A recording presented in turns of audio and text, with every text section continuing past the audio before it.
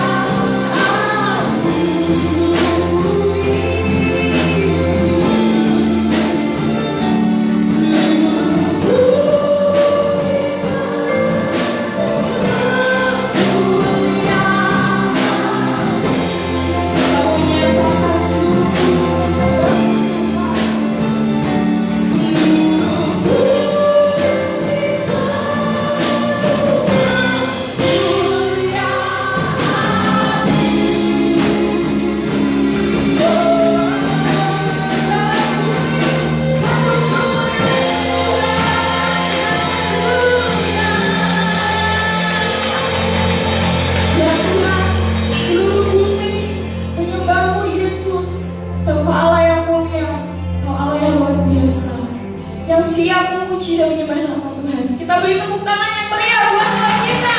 Haleluya. Sekali lagi shalom. Boleh beri senyuman yang termanis buat kiri kanannya. Haleluya, katakan kita punya Allah yang luar biasa. Amin. Bagi gereja Tuhan. Haleluya. Kita mau bangkit bersama Tuhan.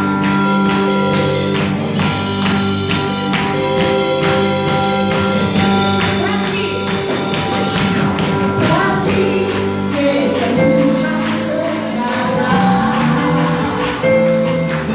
Maju dengan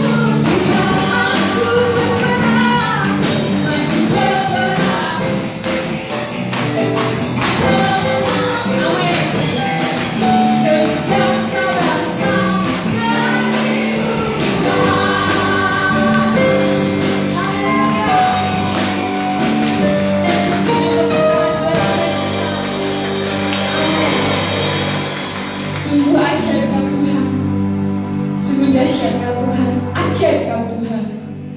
Haleluya. Kita menyatakan betapa kita punya Allah yang ajaib. Haleluya.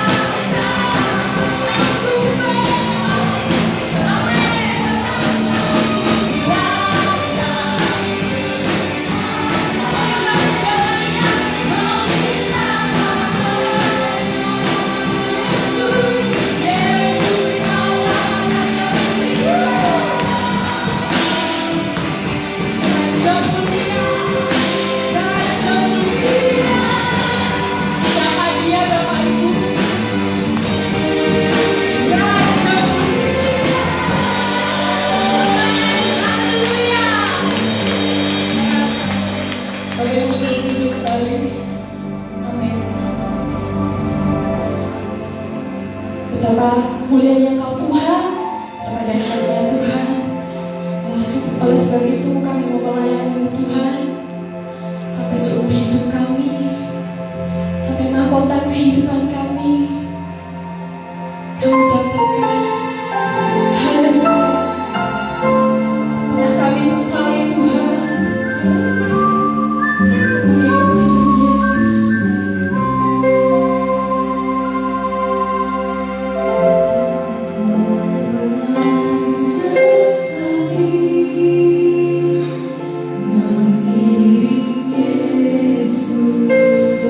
Sepanjang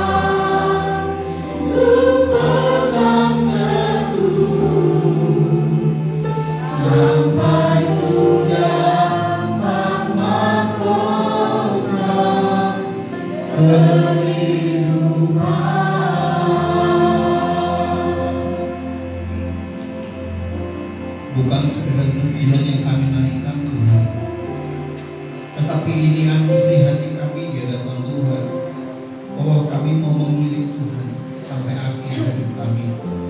Kami tahu tidak mudah untuk mengiring Tuhan dengan setia, tetapi melalui pujian itu mengingatkan kami untuk kami berjuang setia mengiring Tuhan. Walau silih berganti persoalan datang, kami mau setia kepada Tuhan, karena Kau lebih dulu setia kepada kami. Terima kasih untuk kekuatan, terima kasih untuk kemenangan, terima kasih untuk segala hal, untuk persoalan yang Kau sediakan bagi kami, supaya dengannya kami ingat Tuhan, kami terus datang kepada Tuhan. Di dalam nama Yesus kami mau dengar firman-Mu, berbicaralah bagi kami, supaya apa yang kami dengar bukan hanya untuk kami dengar di telinga kami, tetapi mengalami perubahan dalam sikap hidup kami untuk kemuliaan nama. Dalam nama Yesus Kristus yang siap bersama berkata, amin. Silakan duduk Bapak Ibu. Shalom semuanya. Shalom di rumah, shalom. Bapak Ibu kasih Tuhan, semuanya sehat. Puji Tuhan ya. Puji Tuhan. Kesehatan itu mahal nanti hari ini ya. Kita terus berdoa supaya tsunami Corona tidak datang ke Indonesia, amin. Terus berdoa supaya Tuhan menolong bangsa kita tetap berdiri kuat, ya. Bapak Ibu kasih Tuhan, tema kita pada pagi hari ini adalah ketika konflik membuat kita pusing. Bapak Ibu punya persoalannya seperti ini atau pusing terus? Tidak apa-apa, kita akan belajar bersama-sama. Tapi sebelum kita membahas ini, kita membaca teks yang begitu panjang, 2 Korintus pasal yang ke-12 ayat yang ke-11 sampai ayat yang ke-21. 2 Korintus 12 ayat 11 sampai 21.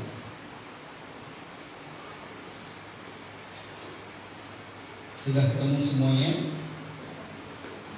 Saya ajak kita membacanya mulai ayat 16 saja sampai 21 ya. Paragraf yang baru. 2 Korintus kita mulai dari pasal 12 ayat yang ke-16 sampai dengan ayat yang ke-21. Nanti ayat yang lain kita akan bahas dengan garis besar yang ada. Yuk kita baca 1, 2, 3. Baiklah, aku sendiri tidak merupakan suatu beban bagimu, tetapi kamu katakan dalam kelicikanku aku telah menjerat kamu dengan tipu daya. Pernahkah aku mengambil untung daripada kamu oleh seorang di antara mereka yang kuutus kepadamu? Memang aku telah meminta Titus untuk pergi dan bersama-sama dengan dia aku mengutus saudara-saudara yang lain itu. Adakah Titus mengambil untung daripada kamu? Tidakkah kami berdua hidup menurut roh yang sama? Dan tidakkah kami berlaku menurut cara yang sama? Sudah lama agaknya kamu menyangka bahwa kami hendak membela diri di depan kamu. Di hadapan Allah demi Kristus kami berkata, semua ini saudara-saudaraku yang kekasih, terjadi untuk membangun iman kamu. Sebab aku khawatir bahwa apabila aku datang, aku mendapati kamu tidak seperti yang kuinginkan, dan kamu mendapati aku tidak seperti yang kamu inginkan. Aku khawatir akan adanya perselisihan, iri hati, amarah, kepentingan diri sendiri, fitnah, bisikan-bisikan, keangkuhan, dan kerusuhan.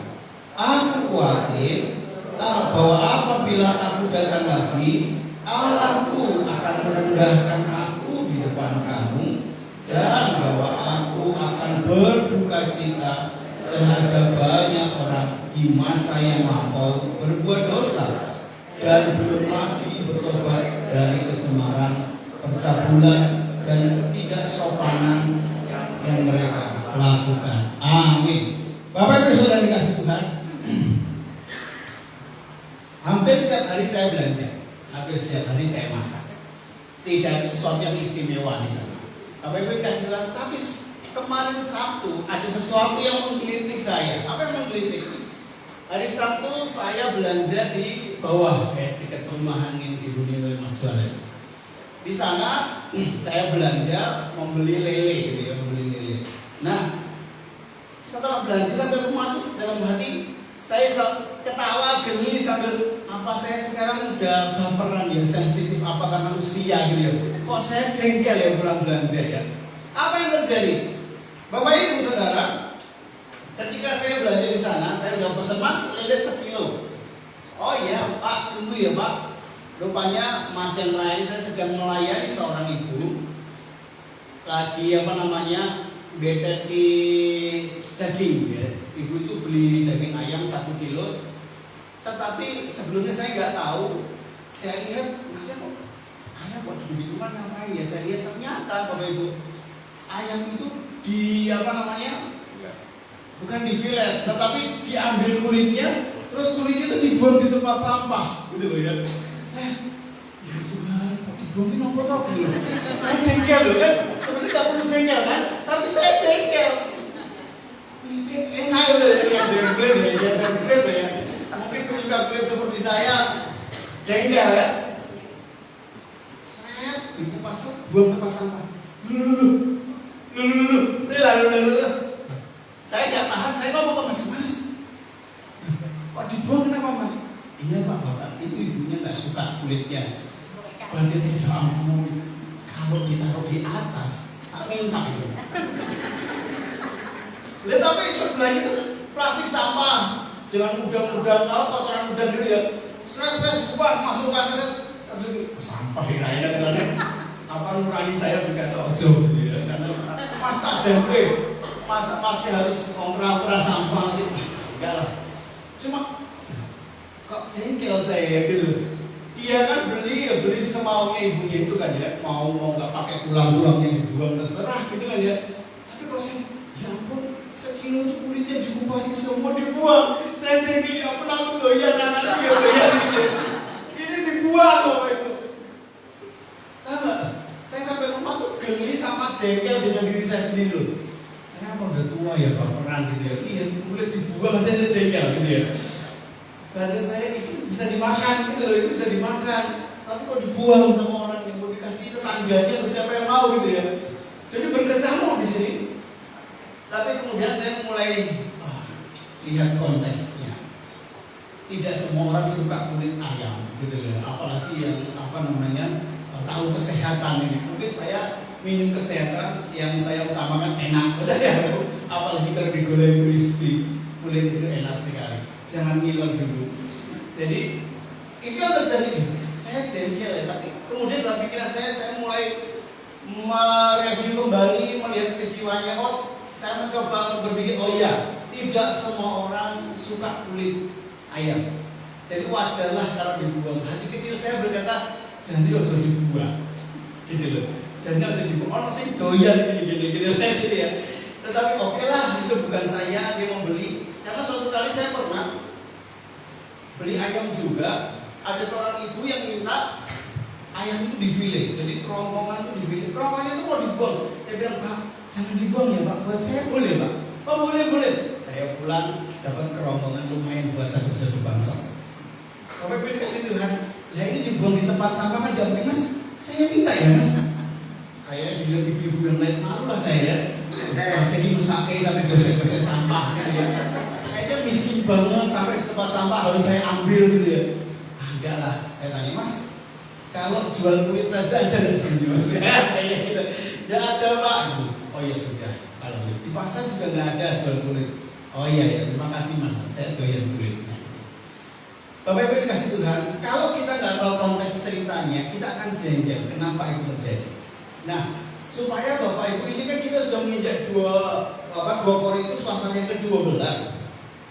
Dari pasal pertama sampai pasal 12 ini sudah mau ending. Sebentar lagi sudah finish. Nah, supaya kita tahu ringkasan konteks ceritanya apa, supaya tidak terjadi kesalahpahaman dalam kita mengerti, saya ingin menjelaskan secara sederhana konteks yang terjadi antara Paulus dengan jemaat di Korintus itu. Bapak Ibu dikasih Tuhan, ceritanya begini. Jemaat Korintus itu kan dirintis oleh Rasul Paulus. Saudara ya, ingat ya, Rasul Paulus ya, bertobat kemudian melayani Tuhan ke Korintus, dia melayani jemaat di Korintus, merintis di sana sampai ada komunitas yang luar biasa, iman mereka bertumbuh, diawali oleh pelayanan Rasul Paulus. Tetapi 2 Korintus itu kisahnya adalah pembelaan tentang Paulus. Kenapa? Ada apa dengan Paulus? Ada curhatan dari pasal pertama itu sampai berikutnya itu berbeda dengan 1 Korintus 1 sampai 16. Itu menceritakan doktrin, menyampaikan pengajaran. Tetapi 2 Korintus itu bukan berhubungan dengan pengajaran, tetapi berhubungan dengan hatinya, isi hati Paulus, curhatan isi hati Paulus yang disampaikan kepada jemaat Korintus. Kenapa toh? Ada persoalan di mana ada sekelompok orang, ya, guru-guru palsu, penyesat-penyesat, mereka yang mengaku dirinya hebat, itu masuk ke dalam kelompok jemaat Korintus. Mereka masuk kemudian mengajarkan banyak hal, menghasut begitu banyak hal terhadap apa yang dinyatakan oleh Rasul Paulus. Intinya, dengan kehadiran mereka, orang-orang baru tadi, komunitas baru atau guru-guru palsu itu, mereka pengen disukai. Mereka punya maksud-maksud tertentu kepada jemaat di Korintus. Nah, rupanya jemaat Korintus yang sudah dibangun dengan luar biasa oleh Rasul Paulus terpengaruh oleh ajaran-ajaran mereka, oleh cara-cara berpikir mereka, sehingga jemaat Korintus terbelah menjadi 2 golongan. Nah, salah satu golongan besar menyerang Paulus dengan beberapa hal yang kita sudah dikisahkan begitu rupa. Diserang inilah yang membuat Paulus menjadi pusing, ya. Pelayanannya menjadi pelayanan yang memusingkan kepala. Karena apa? Jemaat yang dirintis begitu rupa, didewasakan, diajari banyak hal. Dengan orang baru datang, dengan begitu gagahnya, kemampuan mereka hebat-hebat, seakan-akan melenyapkan segala fondasi yang sedang dibangun oleh Rasul Paulus selama ini. Ini membuat Paulus merasa bukan hanya sakit hati, pening, dan ini mengganggu dalam pelayanannya. Sehingga 2 Korintus itu ditulis, dicatat sampai pagi hari ini. 2 Korintus pasal yang ke-12 kita bahas apa sih yang memusingkan Paulus sehingga kok sampai begitu rupa ditulis dalam 13 pasal dalam 2 Korintus. Apa sih penyebab pusingnya Rasul Paulus? Supaya kita paham dan kita memahami, motifnya adalah saya rindu kita semua sambil kita mendengar, sambil kita belajar, kita bisa mengerti persoalan apa yang terjadi. Yang kedua, bagaimana cara kita menghadapi, mencontoh sikap Paulus, sehingga ketika engkau punya persoalan, saya punya persoalan, ada konflik yang memusingkan kepala kita, kita tahu aku harus bagaimana. Gitu ya Bapak Ibu. Nah, kita belajar bersama-sama. Ada begitu banyak hal, tetapi dalam waktu yang sesingkat-singkatnya saya ingin membagi dengan beberapa hal yang besar. Yang menyebabkan pusingnya Rasul Paulus adalah yang pertama, jemaat Korintus menggunakan standar penilaian duniawi dalam menilai keberhasilan sebuah pelayanan. Jadi mestinya karena ada hasutan dari kelompok-kelompok yang salah tadi, yang punya pikiran salah, sehingga membuat jemaat terpengaruh, sehingga mereka menaruh penilaian sebuah kesuksesan dalam pelayanan itu secara duniawi. Apa sih? Ya, di sana yang pertama, secara materi dianggap bahwa Paulus itu miskin. Kalau hamba Tuhan miskin itu gak sukses, gitu ya Bapak Ibu ya. Karena Paulus kemana-mana dia masih buat tenda sendiri, itu berarti kalau bahasa ekonomi hari ini belum bebas finansial, gitu ya. Orang yang bebas finansial nggak perlu data begini-begini segala. Mereka menganggap bahwa Paulus itu miskin, berarti Paulus itu nggak sukses. Buat apa saya punya pemimpin yang nggak sukses? Yang kedua, mereka menyinggung masalah penampilan. Penampilan Rasul Paulus tidak sehebat penampilan orang-orang baru yang hadir di dalam mereka. Mereka fasih lidah, pintar ngomong. Rasanya mungkin komunikasinya lebih bagus, cara menyampaikan sesuatu lebih bagus. Sedangkan pernah disinggung bahwa satu nas berkata bahwa Paulus itu bagusnya cuma di tulisan, tapi kalau ngomong bertatap muka belum tentu bagus. Itu pernah diungkapkan. Bapak Ibu yang dikasihi Tuhan, ini membuat hujatan, ini buat serangan, bahwa dinilai bahwa ini loh hamba Tuhan atau sebuah pelayanan yang sukses dinilai dari penampilan, dinilai dari karisma. Karisma itu artinya apa? Ketika orang dan lihat wajah atau seseorang itu, orang menjadi kagum. Dan ingat bahwa dalam sebuah pelayanan sangatlah keliru ketika sebuah pelayanan hanya untuk mengejar yang namanya karisma. Kalau dalam sebuah ibadah, dalam sebuah gereja, dalam sebuah pelayanan, orang tergantung kepada karisma seseorang, hati-hati, ini salah.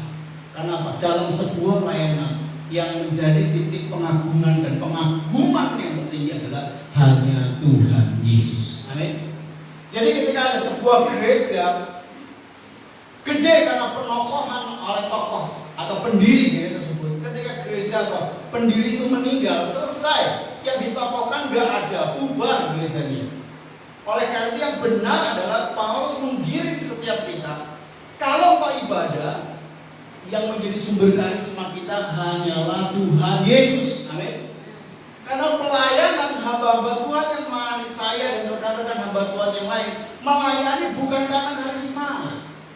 Kami melayani hanya karena pemberian anugerah yang daripada Tuhan. Bapak Ibu boleh melayani apa saja bukan karena engkau mampu, tetapi karena Tuhan yang memilih engkau dan memampukan engkau. Amin. Ukuran dunia ini loh membuat Paulus tidak berharga di hadapan jemaat Korintus. Secara penampilan buruk, nggak punya karisma, ngomongnya beka-beku katanya mereka ya. Tidak fasih lidah.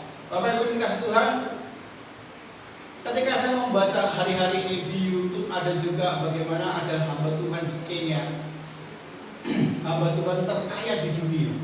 Ini mobilnya. Saya kayak ini dengan mobil itu, tapi perhatikan, karena berkarismanya bahwa jemaatnya banyak sekali, sampai-sampai dia membuat skenario drama bagaimana orang mati bisa bangkit. Kalau Bapak Ibu ngikuti itu ramai sekali. Jadi orang mati, jadi dia bekerja sama dengan tim dokter, dia bekerja sama dengan kuburan, bekerja sama dengan aparat kepolisian yang menyatakan orang ini mati. Sehingga ketika mereka berdoa nyanyi memuji Tuhan, dijamah dan hidup bangkit. Wah, jemaat makin datang, persembahan makin banyak, pemberian makin banyak. Ini yang terjadi, tipu menipu. Makanya beberapa waktu yang lalu di Indonesia, hamba Tuhan saya di Semarang khususnya ketika kami bukan hati-hati dengan pendeta yang dari sana-sana, Nigeria, Kenya dan sebagainya, hati-hati. Karena banyak tipu menipu di sana. Mereka mengaku tahu hari esok, mereka tahu nubuatan tentang hari esok, semuanya tipuan. Rupanya dengan hal itu mendatangkan banyak aset, mendatangkan banyak. Jadi dia kaya sekali sampai dia punya jet pribadi. Karena itu ajarannya teologi kemakmuran tentunya. Kalau mau diberkati hartamu kasih ke saya.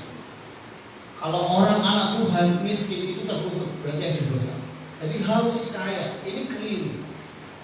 Nah, saya tulis di sana Secara duniawi ada 3 ukuran besar. Orang mengukur gereja yang sukses atau hamba Tuhan atau sebuah pelayanan seperti dengan ABC. A itu audiens. Artinya apa? Berapa banyak jemaatmu?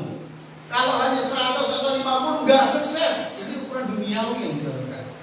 Jemaat yang sukses itu, pelayanan yang sukses ya kalau jemaatnya ribuan ke atas. Tapi Bapak Ibu perlu tahu, hari-hari ini jemaat yang ribuan itu sedang menunggu.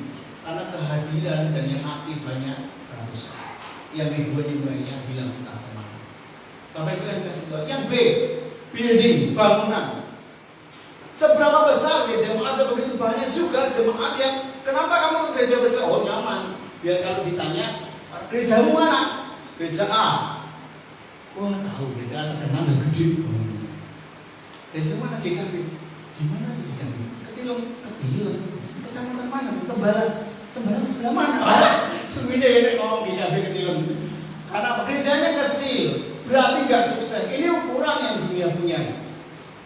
Ada satu gereja di Jakarta mendapat MURI, Museum Rekor Indonesia, dengan apa? Gereja yang memiliki anak tangga terbanyak di Indonesia. Bayangkan. Bapak mau jalan lewat tangga?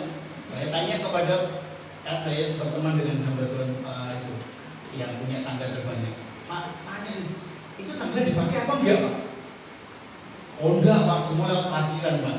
Dan itu hanya untuk estetika. Membuang ratusan meter lahan hanya untuk membuat tangga seperti naik ke surga. Di foto tuh bagus Bapak Ibu. Dan mendapatkan Museum Rekor Indonesia penghargaan gereja dengan anak tangga terbanyak di Indonesia. Kita mau buat tangga aja dia ngomong, "Nah, dunia aku nanti gereja." Waduh, gulungan. 2,5 meter Pak Hari ya. 2,5 meter. Pol-polnya 3 meter lah, nggak sampai bersihnya 3 meter tuh. Kami di pembangunan itu udah resah. Nah kayak tangga cepet gitu, tapi jemaat yang manusia udah ngancam-ngancam. Kayak tangga kurang di gereja. Pusing nanti pembangunan ini. Padahal ada gereja yang tangganya begitu banyak sehingga dapat penghargaan loh. Tapi ternyata saya tanya kepada hamba Tuhan Gembala Sidangnya, oh nggak kepake Pak, itu hanya untuk foto bersama. Jadi semua jemaat datang pasti langsung lewat kanan atau kiri, parkir masuk, dropping, ada yang keluar, tempat parkir di dalam, jadi nggak pernah lewat tangga depan gereja. Enggak, itu hanya untuk variasi. Bapak Ibu, kalau kita memikirkan building kebesaran sebuah gereja, berarti kita sudah menaruh standar penilaian kepada duniawi untuk gereja. Yang C, cash flow, persembahan mungkin, gitu ya. Berapa sih kas gereja? Kalau masih puluhan juta, belum sukses itu. Yang sukses itu M. Wah, gitu. Berapa M sekarang sebuah gereja gitu ya? Perpuluhan 1M, 2M, 3M, wah gitu ya. Itu baru sukses. Ukuran duniawi mengatakan bahwa apa yang dilihat ABC ini jadi ukuran. Dan ini masih banyak terjadi. Saya berdoa, saya mengutarakan supaya jemaat punya filter, tidak menggunakan ukuran duniawi untuk menilai sebuah pelayanan rohani. Amin. Ini keliru. Ini yang membuat gembala yang namanya Rasul Paulus itu pusing baju keliling. Kalau jemaat menilai itu, Paulus merasa memang aku gak layak. Oh, aku dulu bekas penjahat, aku pembunuh. Kalau sekarang aku jadi hamba Tuhan, mana karisma saya? Paulus menyadari semua karena kasih karunia. Itu pasal yang ke-15. Semua karena kasih karunia. Jadi kalau dia boleh melayani semua kasih karunia, nggak ada dia mau menampakkan diri, menonjolkan diri bahwa ini karena saya tidak. Bapak Ibu kasih Tuhan. Yang kedua kita lihat apa sih yang memusingkan fitnah karakter, memfitnah karakter. Apa yang terjadi secara singkat ini? Karena Paulus tadi dipandang miskin atau tidak diberkati bahasa rohaninya, maka mereka menuduh Paulus itu menjadi orang yang sangat licik. Seperti nas yang sudah kita baca tadi, apa yang dituduhkan di sana? Mereka menuduh bahwa ajaran Paulus untuk mengumpulkan dana bagi jemaat Yerusalem hanya akal-akalan Paulus saja. Tahu ya cara berpikir jemaat Korintus ya? Pura-pura gitu, dana yuk, supaya kita bantu jemaat di Yerusalem. Padahal memang ada jemaat di Yerusalem yang dalam tekanan perlu pertolongan. Tetapi jemaat Korintus yang sudah terkontaminasi pikirannya, berpikirannya buruk.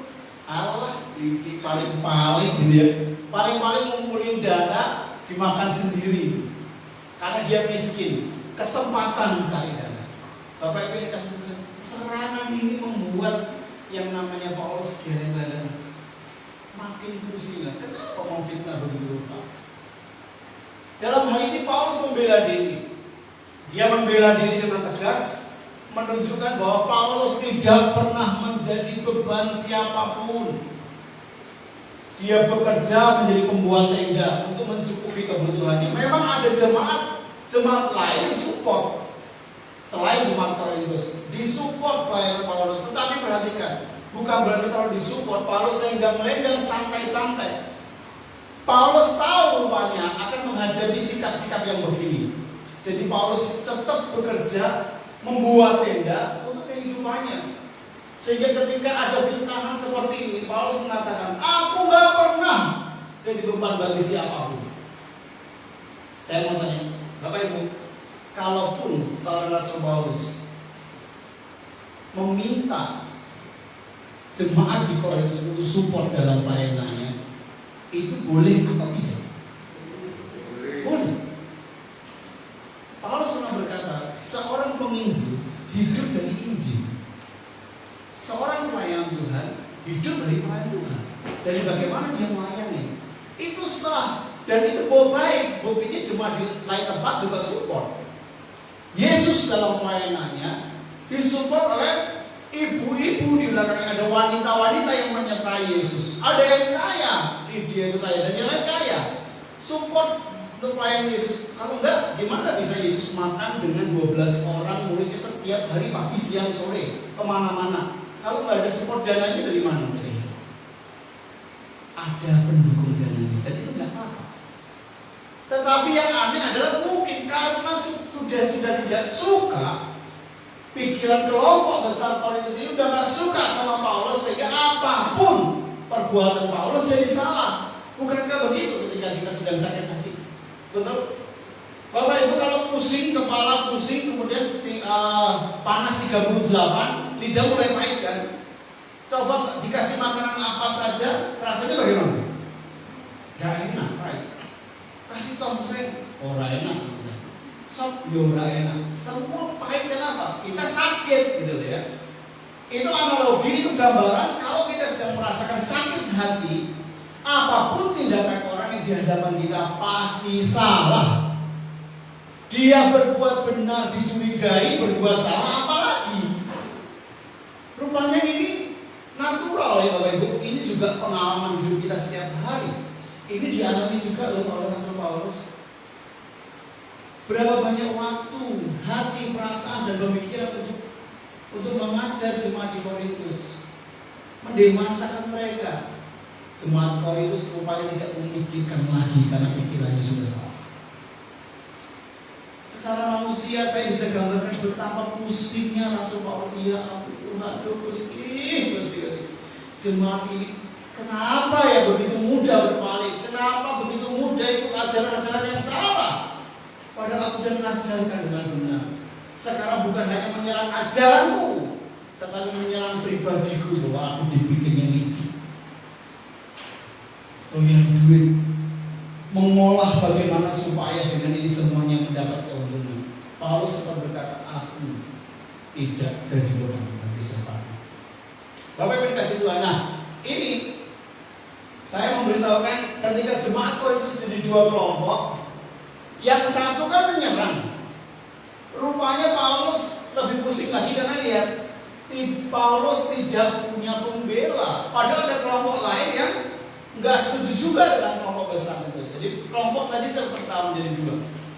Ketika Paulus mengalami fitnahan dari sebagian jemaat Korintus, kelompok yang lain tidak menunjukkan pembelaan mereka terhadap Paulus.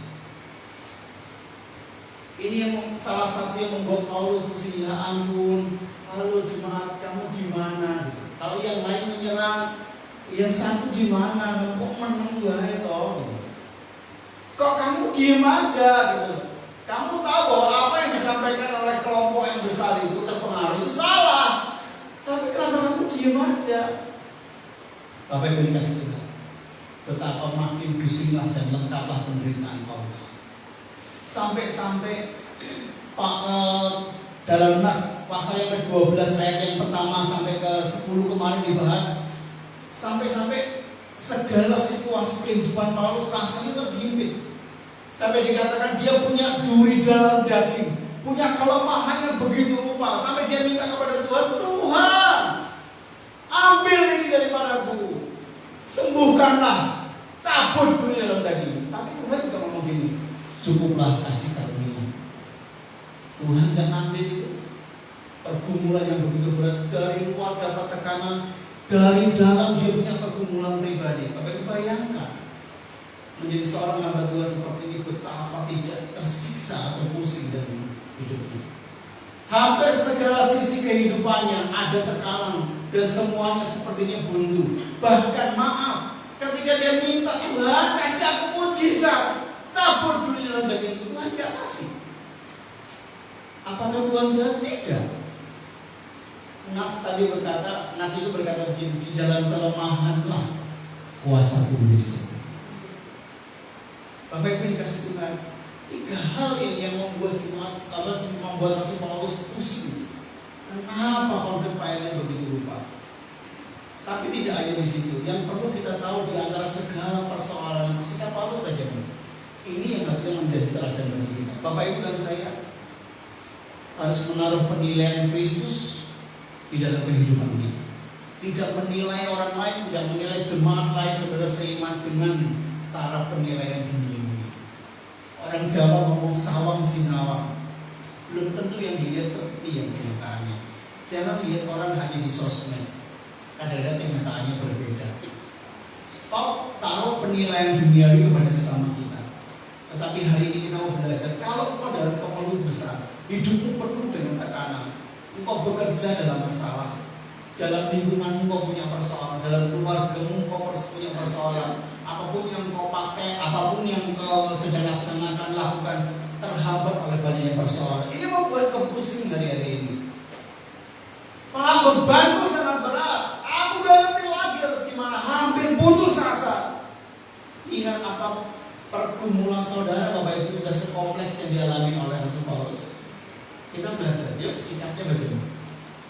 Yang pertama, Paulus menyatakan kebenaran yang sebenar-benarnya.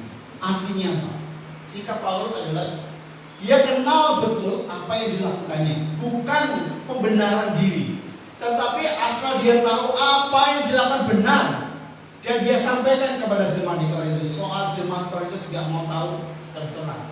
Dan orang sakit, orang yang sakit hati, boleh dijelaskan seperti apapun, tetap aja terima. Tetapi yang paling penting adalah Paulus tahu bahwa dia melakukan hal yang benar dan sebenar-benarnya. Bagian Korintus itu bagian Tuhan untuk berkarya mengurus jemaat Korintus. Makanya pagi hari kita belajar sikap Paulus. Artinya sikap kita meneladani Paulus ketika menghadapi kepusingan dalam hidup kita. Tetap hidup benar sebenar-benarnya. Amin. Jangan pura-pura benar. Jangan sok benar. Kadang-kadang kita menganggap diri kita benar, keputusan kita benar, itu menurut kita. Keliru Bapak Ibu.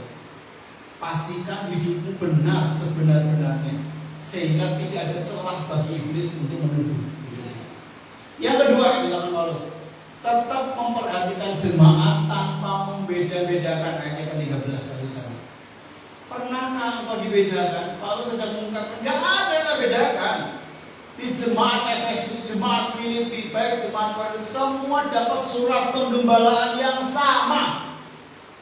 Jadi seandainya jemaat di Korintus komplain terhadap kelicikan Rasul Paulus, mereka gak punya dalil kenapa jemaat yang lain diperlakukan oleh Rasul Paulus dengan yang sama.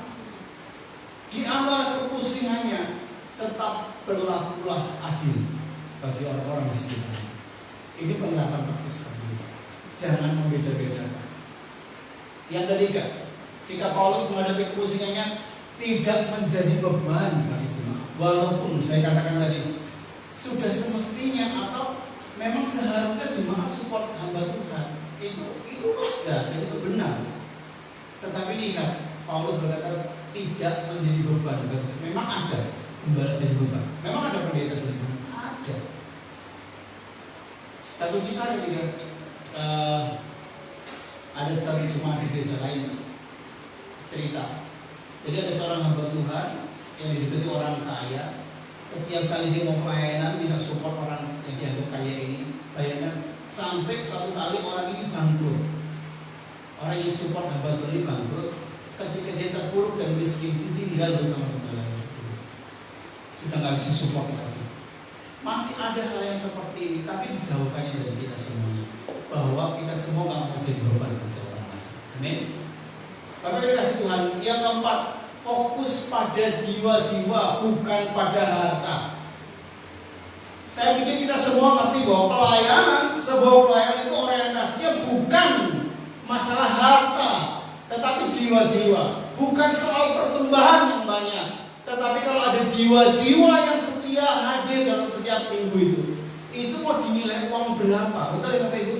Kalau Bapak Ibu setia datang ke gereja, ingin bertumbuh haus dan lapar akan kebenaran firman Tuhan, saya aku mau ke gereja, aku rindu hari Minggu supaya aku bisa beribadah. Itu nggak bisa ditukar dengan uang, amin? Nggak bisa. Ada begitu banyak orang-orang kaya, uangnya banyak, yang hari nggak berani ke gereja, online pun nggak hadir. Kesaksian banyak hamba Tuhan menceritakan kepada saya, mana ini? Semakin kaya gereja, semakin sepi jemaatnya hari-hari ini. Saya diberkati dengan jemaat GKI Pederesan Pak Johannes Irawan. Jemaat sederhana orang kampung, tapi 4 kali ibadah penuh. Aduh. Orang lain berkata itu nekat, wani mati. Wani mati nembek Tuhan ayo. Saya bukan ngajari Bapak Ibu nekat. Ada protokol kesehatan yang dijalankan. Tapi banyak orang kalau kita fokus pada harta, kita makin jauh dari Tuhan. Jemaat ketika kita mulai dekat sama Tuhan, kita mulai melayani seorang dengan yang lainnya, lihatlah ada jiwa-jiwa yang lebih berharga daripada harta. Amin.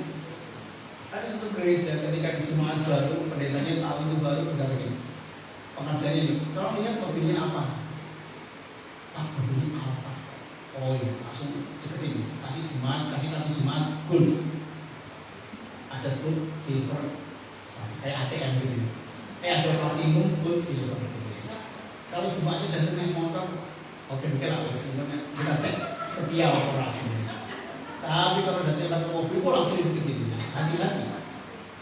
Kalau punya uang banyak, langsung diminta sumbangan.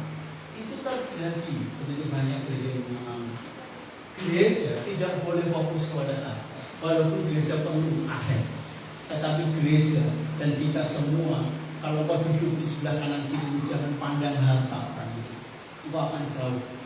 Tetapi pandanglah jiwa yang perlu selamatkan. Di sebelahmu itu orang-orang yang harus kau kasih apa adanya, bukan karena dia punya uang atau tidak. Bapak Ibu dikasih Tuhan, fokus ke jiwa-jiwa ini dilakukan oleh Paulus, bukan harta. Dijelaskan ayat 14 tadi dikatakan, bukan karena jiwa harta, tapi karena kamu. Iya, kamu.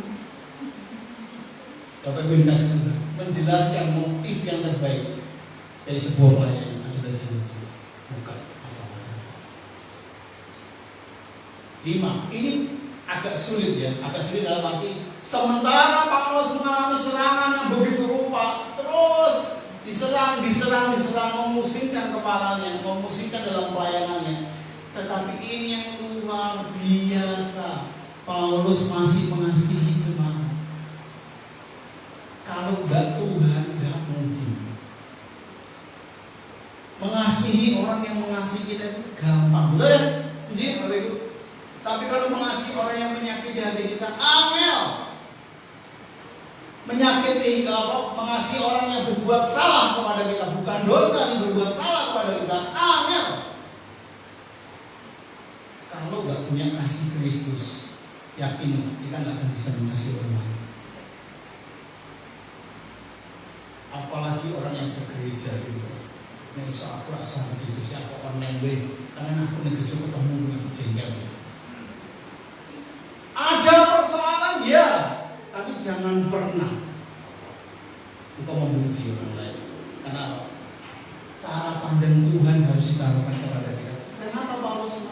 jiwa-jiwa? Karena ada Yesus dalam jiwa-jiwa. Ada keselamatan, ada karya salib dalam jiwa-jiwa itu. Begitu juga kita terapkan dalam kehidupan kita sehari-hari. Di keluargamu itu ada karya salib Kristus di antara kamu. Ketika suami memandang istri, pandanglah ada karya salib dalam istrimu. Begitu juga sebaliknya. Ada karya salib Kristus bagi anak-anakmu sehingga dia harus dikasihi. Anak-anak jengkelkan, seringkali ada yang jengkelkan. Tetapi ada karya salib Kristus, jangan dibenci, jangan dibuang, jangan dikembalikan ke perutmu. Ada yang beristilah dia, cilik gede, tak cilik dia menang. Saking jengkelnya, bisa dia tak pintas setelah bawa menang. Tidak bisa. Punya kasih Kristus, tetap mengasihi. Ini tantangan. Pak Angel, Pak, nek gampang merasa diajari. Karena ini sulit, perlu perjuangan, ayo kita lakukan. Amin. Kalau kau berbuat dosa perlu diajari nggak? Nggak usah. Nabur kita udah nabur dosa, nggak usah diajarin. Berdosa gampang. Kalau hal yang benar, nilai-nilai yang terbaik, ayo kita perjuangkan. Ayo kita terus gumulkan. Ayo diajari supaya kita layak untuk menerima kasih dan kemurahan Tuhan. Bapak Ibu kasih Tuhan. Yang keenam, di dalam kepusingannya Paulus tetap melayani dengan kejujuran, tidak berlaku licik. Artinya apa? Tidak mencari keuntungan. Bapak Ibu kasih Tuhan, apapun kesesakan yang kau hadapi hari-hari ini, kalau kau harus melayani Tuhan dengan ketulusan, dengan kejujuran. Kalau kau di pekerjaan masih dipercaya keuangan atau hal yang lain, lakukan walaupun mungkin bosmu jengkel. Bosku jengkel, kita korup berang ini. Tidak bisa. Sikap Paulus menolong kepada kita, tetap jujur, tidak usah berlaku licik.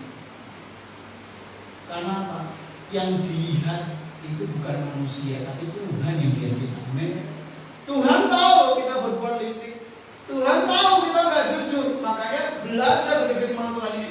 Apapun yang menekan hidup kita, tetap hidup jujur. Amin. Apa adanya.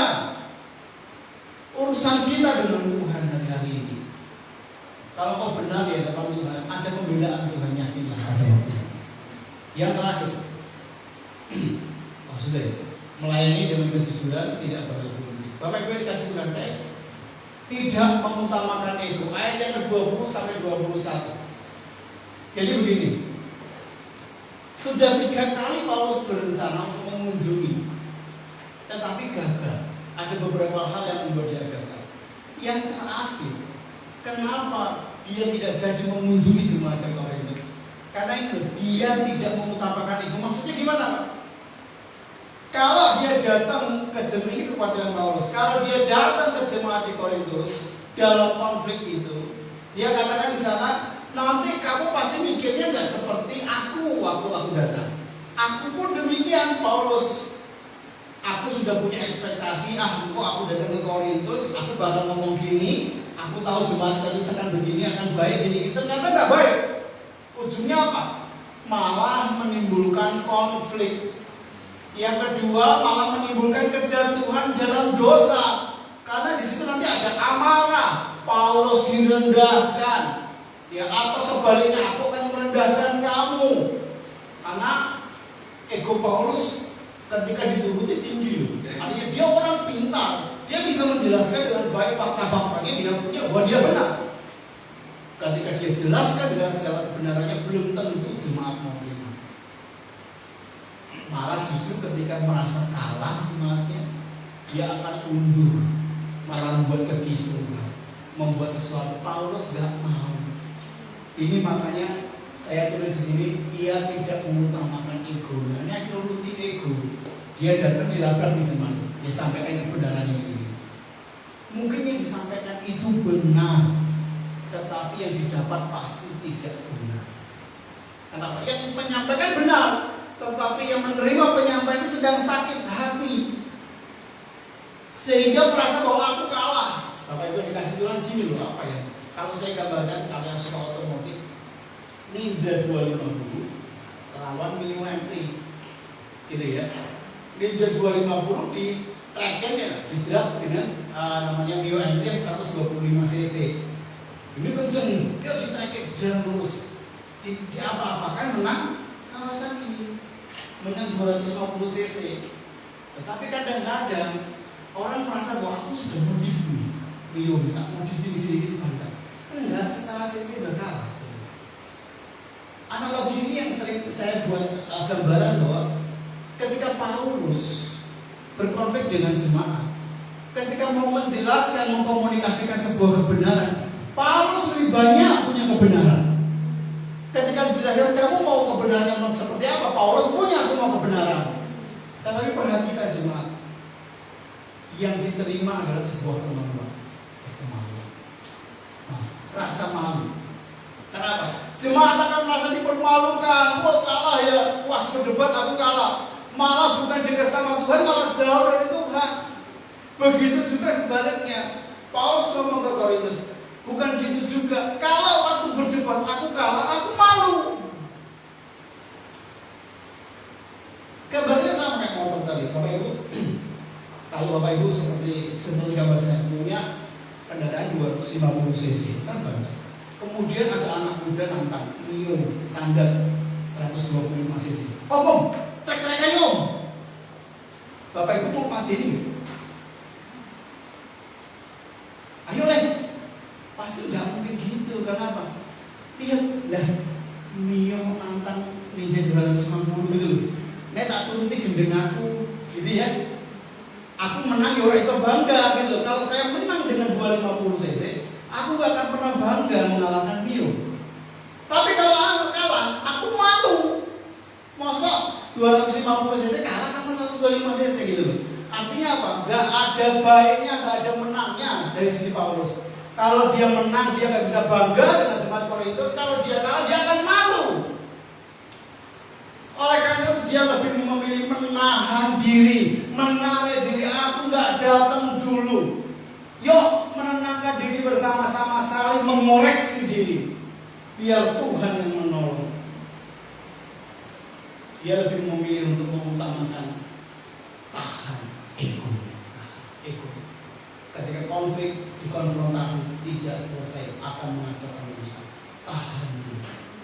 Bapak Ibu dikasih Tuhan, ketujuh hal penting ini paling tidak beberapa hal bisa menolong kita ketika engkau dalam kepusingan. Apa yang harus kita lakukan? Penerapan bagi kita. Bapak Ibu dikasih Tuhan, bagi saudara yang mengalami tekanan yang berat hari ini, yang memusingkan dirimu dalam pengiringanmu pada Tuhan, saya mau katakan, engkau sedih, engkau kecewa, engkau merasa sudah bersabar begitu lama, engkau merasa banyak berkorban dalam pelayanan, dalam keluarga, engkau sudah banyak melakukan hal, dalam pekerjaan sudah melakukan banyak hal untuk berjasa di sana. Namun saudara tidak mendapatkan yang baik. Hari ini, mari persilakan Tuhan menyembuhkan hatimu. Seperti Paulus katakan baik. Saya berdoa pagi hari ini, bukan sekedar engkau mendengar, engkau mengalami tekanan-tekanan luar biasa. Hanya Tuhan yang bisa menyembuhkan. Bukan konfrontasi, bukan menyerang dan saling menyerang. Tidak selesai. Minta kasih Kristus sebenarnya. Setiap kita punya pergumulan, setiap kita punya konflik seperti ini. Ayo selesaikan pagi hari ini. Persilahkan Tuhan menyembuhkan kita. Bukan orang lain. Gak ada orang di sebelahmu bisa menolong engkau. Hati kita terbuka. Biarkan Tuhan menolong kita. Amin. Yang berikutnya, jadilah kuat karena Tuhan. 2 Korintus 12 ayat 9 mengatakan seperti itu. Sebab dalam kelemahanlah kuasaku menjadi sempurna. Justru ketika kau merasa Tuhan, aku tersakiti, terzolimi Tuhan, aku dikecewakan. Perhatikan ketika kau bawa ke Tuhan, Tuhan akan membuat kelemahanmu menjadi kuasanya yang sempurna. Kalau kau baik-baik saja, semuanya nyaman, Bapak Ibu, sulit merasakan kekuatan Tuhan. Tapi ketika kau merasa hancur hati, ketika kau merasa Tuhan diperlakukan tidak adil, di sanalah kuasa Tuhan menjadi sempurna. Amin. Bapak Ibu dikasih Tuhan, datang kepada Tuhan. Jadilah kuat karena Tuhan, bukan karena orang lain. Yang ketiga, yang tidak kalah penting, jangan berpikir untuk undur dari Tuhan. Katakan bersama-sama, 1, 2, 3.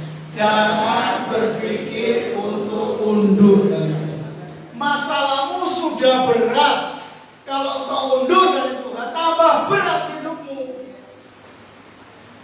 Pak, masalahmu akeh, aku rani gereja sih, tambah akeh masalahnya. Sempat datang kepada Tuhan, jangan pernah undur. Pak, aku gak mau pelayanan dulu kak, beban masalahku masih banyak. Jangan, tetap ada dalam jalan Tuhan. Pak, keluargaku masih ini, aku mau enggak. Jalan terus, maju terus. Jangan pernah undur dari Tuhan.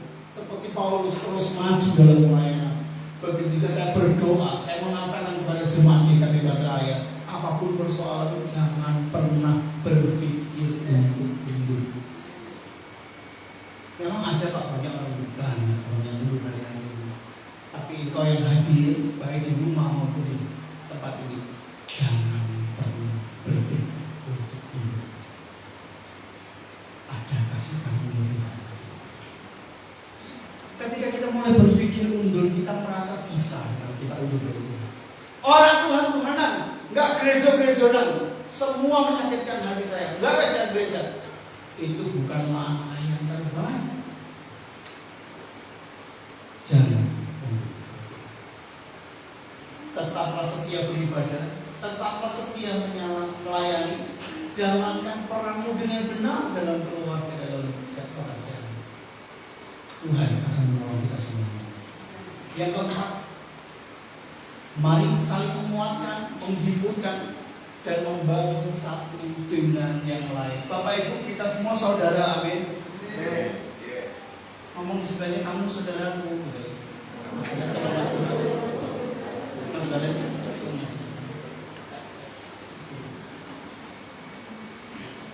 Bapak Ibu tidak sendirian. Bapak Ibu punya saudara seiman.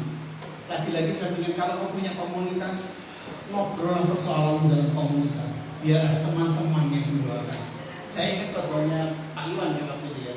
Bagaimana ketika Yesus harus menghadapi salib, dia berdoa di Taman Getsemani.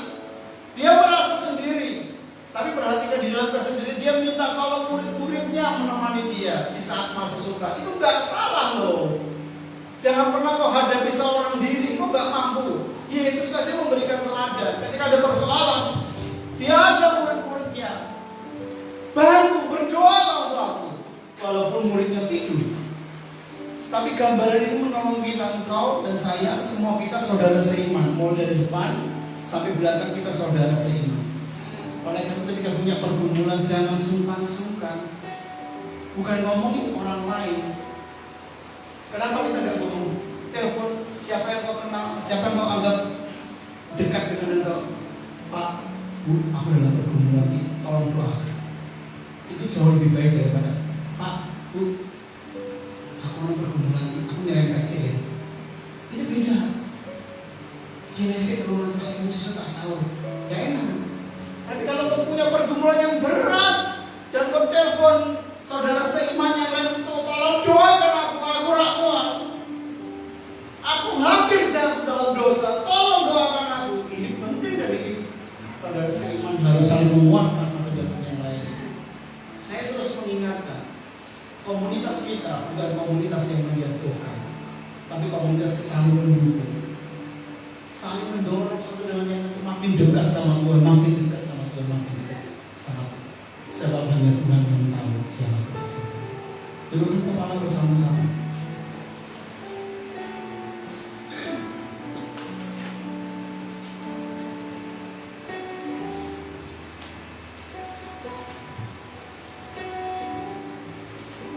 Dengan firman Tuhan pagi hari saya rindu, rasakan Roh Kudus berbicara kuat dalam hidupmu, dalam hatimu. Apapun itu, mungkin ada teguran Tuhan. Bertobatlah pagi hari ini. Ada suara Tuhan yang lembut yang berbicara bagimu, rasakan pagi hari ini, karena hanya Tuhan yang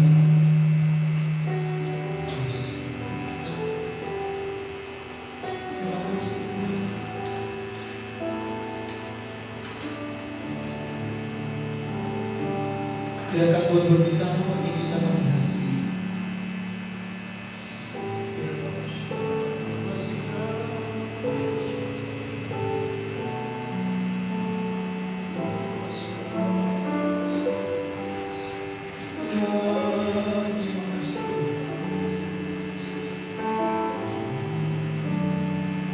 Terima kasih.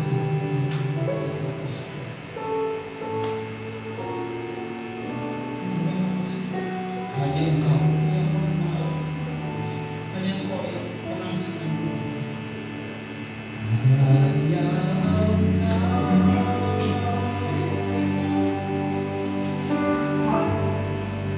pribadi yang mengenal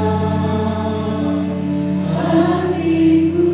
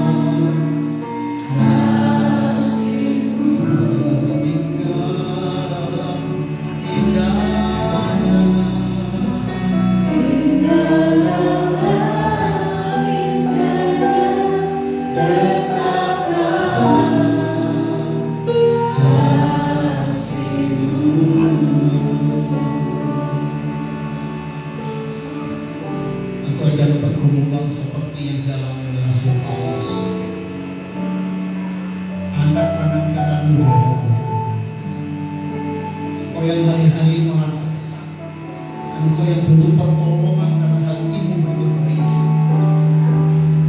Mari datang kepada Tuhan. Tuhan, Engkau melihat setiap tangan-tangan yang terangkat, Tuhan, mewakili hati yang terangkat di hadapan Tuhan. Aku berdoa menyerahkan setiap jemaat di dalam nama Yesus. Engkau yang membalut setiap luka-luka hati. Engkau yang menguatkan setiap hati dalam pergumulan. Mereka yang hari-hari ini mulai mundur walaupun tidak secara fisik. Tuhan beri kekuatan di dalam nama Yesus Kristus. Kuatlah engkau karena Tuhan bersamamu. Jadilah kuat. Roh Kudus menghiburkan engkau setiap saat di dalam nama Yesus Kristus. Aku tolak setiap tipu daya iblis dalam pikiran-pikiranmu, dalam pikiran kita semua yang seakan-akan itu baik tapi membuat kita undur dari Tuhan, undur dari segala kebaikan. Di dalam nama Yesus Kristus, pergi dari segala pemikiran-pemikiran kami. Sejak kami hanya mau memikirkan firman Tuhan. Kami hanya mau melakukan firman Tuhan yang benar dan hidup, supaya hidup kami sepadan dengan kasih karunia Yesus. Di dalam nama Yesus terbukalah jalan keluar atas persoalan-persoalan. Engkau yang sakit disembuhkan Tuhan. Pergumulanmu yang berat dibukakan jalan keluar. Sebab di dalam Tuhan tidak ada jalan buntu. Tuhan menolong engkau. Kalau kau punya urusan-urusan yang hari ini pelik, dalam nama Yesus tolong Tuhan, sehingga urusanmu menjadi lancar. Bukan karena engkau, tetapi karena Tuhan. Di dalam nama Yesus Kristus. Terima kasih Tuhan. Sekali lagi kami berdoa, ajar kami melihat Tuhan di tengah konflik yang ada. Ajar kami terus fokus kepada Tuhan dalam segala persoalan-persoalan kami, supaya hidup kami memuliakan nama. Terima kasih Tuhan. Kami percaya Roh Kudus-Mu yang memberikan kedamaian bagi kami, memberikan kemenangan demi kemenangan, karena kami tidak jatuh seperti orang-orang Korintus, tapi berdiri seperti Paulus yang terus menjadi pelaku firman karena kasih karunia. Di dalam nama Yesus Kristus. Haleluya. Amin. Masih dalam hadirat Tuhan, mari kita persiapkan tubuh dan dada Tuhan.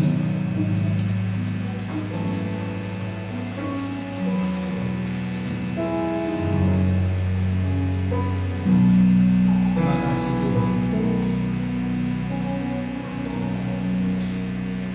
Salib Kristus meneguhkan kita bahwa kalau kita hidup hari ini semua karena kasih karunia. Kristus mati di Kalvari bukan hanya menebus kita dari dosa, tapi menolong kita dari masa-masa sulit. Mari percaya pengorbanan Kristus sempurna. Amin. Saya mengajak kita menyanyikan lagunya cukup lama, tahun 90-an, tapi sangat mudah. Kita ambilkan semua oleh Tuhan sendiri. Terima kasih. Darahmu suci aku, darahmu beri kehidupan.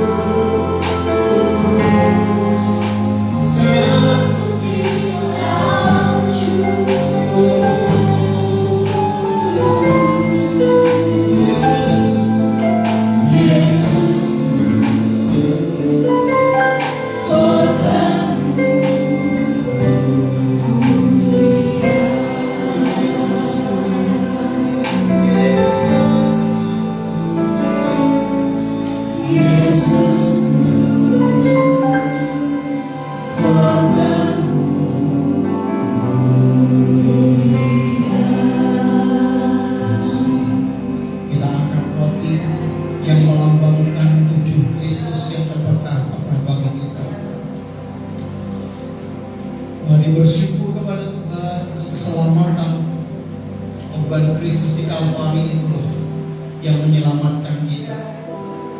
Bukan perbuatan kita, tapi perbuatan Allah lah yang membuat kita selamat.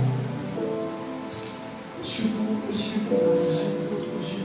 Baik. Terima kasih Tuhan. Terima kasih untuk pengorbanan. Terima kasih Tuhan. Kami dapat menikmati tubuh dan darah-Mu. Layakkan setiap hati yang hendak menikmatinya.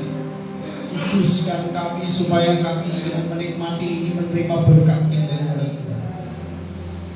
Terima kasih Tuhan. Terima kasih. Dengarkan firman Tuhan ini. Aminkan dan kita menikmatinya bersama-sama. Sebab apa yang telah kuteruskan kepadamu telah aku terima dari Tuhan, yaitu bahwa Tuhan Yesus pada malam waktu Ia diserahkan mengambil roti, dan sesudah itu Ia mengucap syukur atasnya. Ia memecah-mecahkannya dan berkata, inilah tubuhku yang diserahkan bagi kamu. Perbuatlah ini menjadi peringatan akan aku. Kita makan bersama-sama di dalam nama Tuhan Yesus Kristus.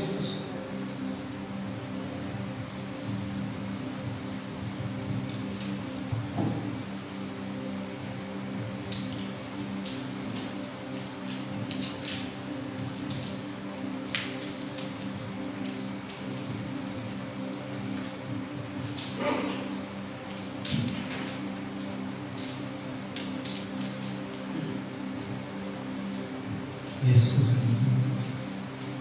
Mari kita angkat cawan yang melambangkan darah Yesus yang tercurah di Kalvari untuk membasuh dosa kita yang tadinya merah sekarang diputihkan suci, putih seperti salju, seperti bulu domba.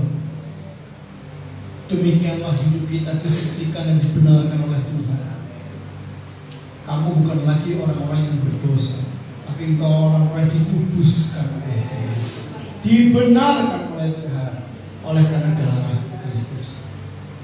Firman Tuhan berkata, demikian juga Ia mengambil cawan sesudah makan lalu berkata, cawan ini adalah perjanjian baru yang dimeteraikan oleh darahku. Perbuatlah ini setiap kali kamu meminumnya menjadi peringatan akan aku. Sebab setiap kali kamu makan roti ini dan minum cawan ini, kamu memberitakan kematian Tuhan sampai Ia datang. Kita minum bersama-sama di dalam nama Tuhan Yesus Kristus.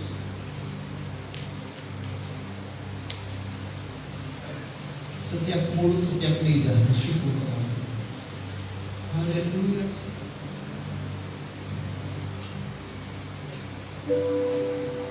Haleluya. Oh baik. Oh baik.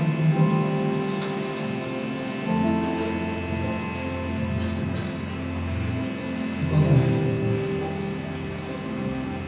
Kami bersyukur, kami boleh bersekutu dengan tubuh dan darah Tuhan.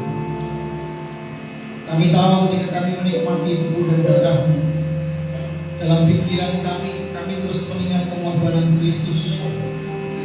Itu semua melakukan karena Kau mengasihi kami. Ajar kami melalui pengorbanan Kristus untuk menghargai semuanya dengan hidup benar, hidup sepadan dengan kasih Kristus, menuruti firman-Mu,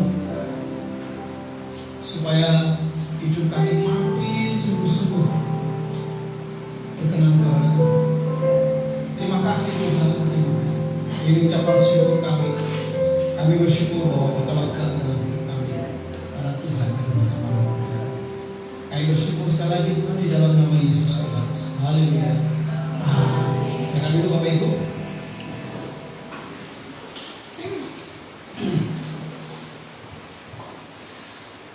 Saya melihat Pak Juli sudah mau ke gereja lagi. Selamat datang Pak Juli. Semua karena doa-doa orang yang percaya. Amin. Terima kasih saudara seiman yang mendoakan kemarin. Pak Juli boleh pulang. Luar biasa. Semua karena kemudahan. Bapak Ibu dikasih Tuhan.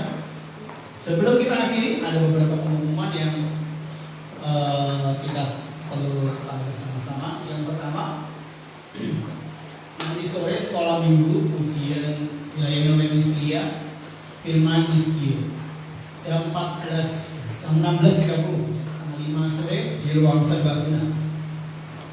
Hari Senin kunjungan doa kado di keluarga Bapak Eko Janading, nanti kita akan bicarakan lagi. Kemudian Selasa 4 Mei ibadah wanita Maria, pujian Ibu Irawan, doa syafaat Ibu Ardi, firman Tuhan oleh Ibu Asri, konsumsi Ibu Restiono, dan tempat di ruang serbaguna jam 6:30. Hari Rabu 5 Mei kelas belajar Alkitab, tempat di ruang serbaguna jam 6:30 malam. Ibadah pria Ayub hari Kamis tanggal 6 Mei, ujian oleh Bapak Sigit, konsumsi Bapak Restiono, firman Tuhan pendeta Tamu. Ada pendeta namanya Tamu. Ya. Tempat ruang serbaguna, mari pria-pria kita saling mendukung. Yang merasa sudah berkeluarga, ayo kita bersama-sama saling menguat.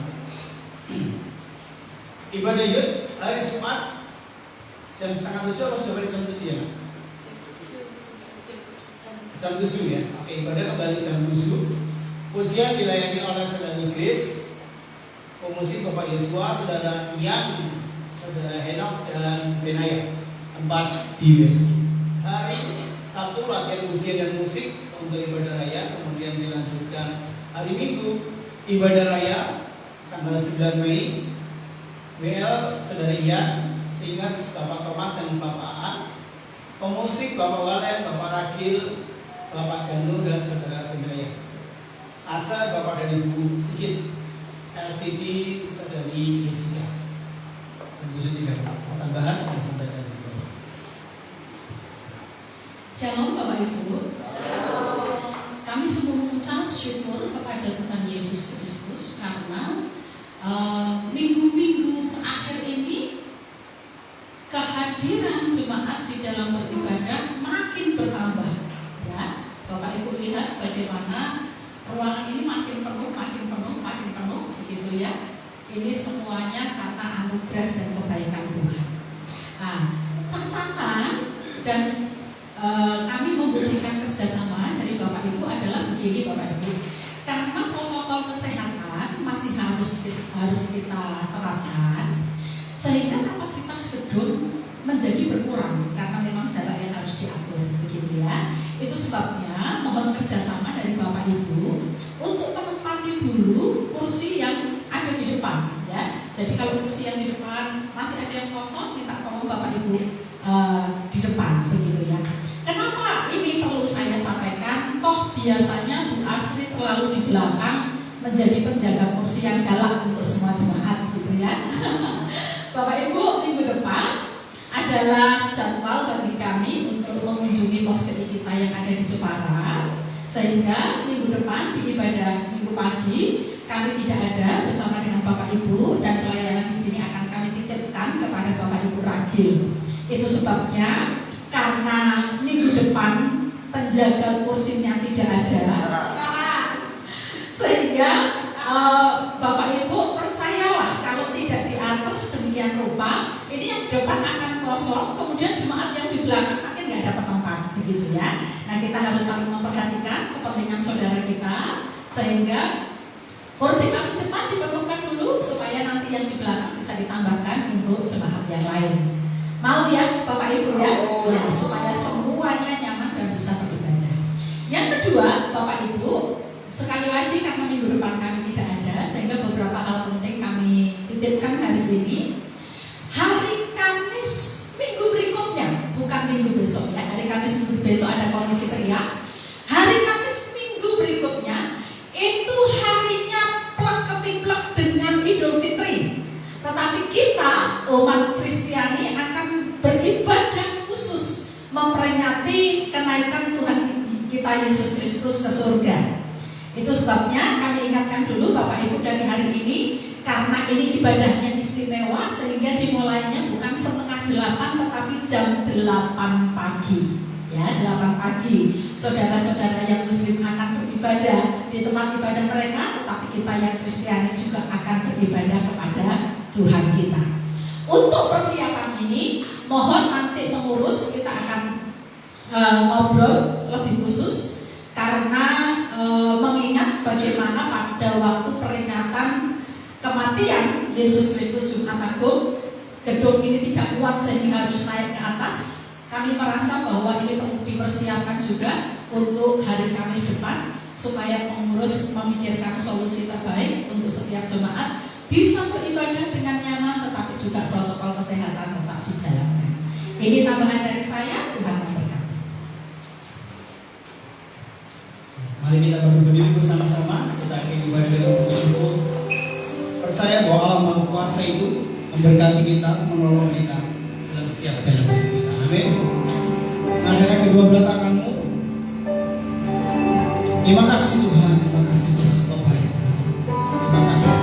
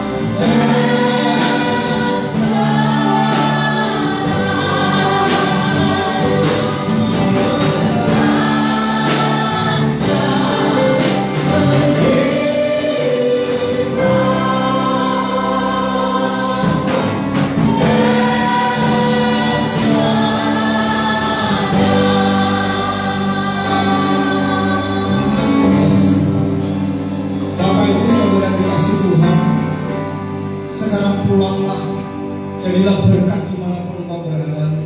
Pulang dengan bawa berkat kasih rahmat yang daripada Allah Bapa di surga, keselamatan dalam Yesus Kristus, serta persekutuan yang manis dari Roh Kudus Allah menyertai kita semuanya dari sekarang sampai selama-lamanya. Di dalam nama Yesus Kristus yang percaya beriman bersama berkata, amin. Kau berkati lambaikan tanganmu.